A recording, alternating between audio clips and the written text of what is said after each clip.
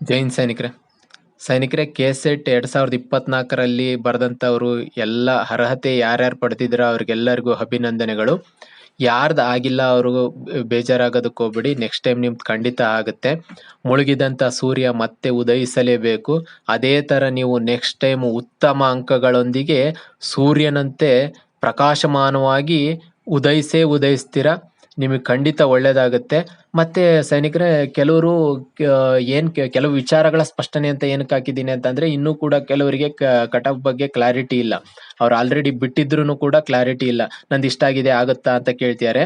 ನೋಡಿ, ನಿಮ್ದು ನಿಮ್ ಕೆಟಗರಿ ಯಾವ್ದಿದೆ, ನಿಮ್ GM ಬರುತ್ತಾ ಅಥವಾ ಕೆಟಗರಿ ಬರುತ್ತಾ, ಯಾವ್ದು SC ST ಯಾವುದೇ ಬರುತ್ತೆ, ನಿಮ್ ಸಬ್ಜೆಕ್ಟ್ ಒಳಗೆ ಎಷ್ಟಕ್ಕೆ ನಿಲ್ಸಿದ್ದಾರೆ.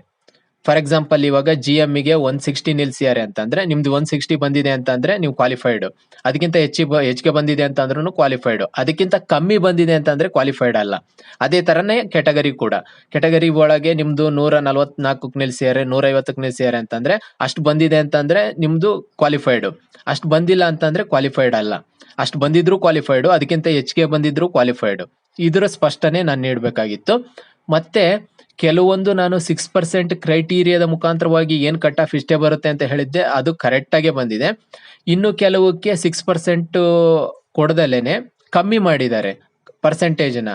ಆಗ ಏನಾಗುತ್ತೆ ಅಂತ ಹೇಳಿದ್ರೆ ಹೆಚ್ಚಿಗೆ ಕಟ್ ಆಫ್ ನಿಂತಿದೆ.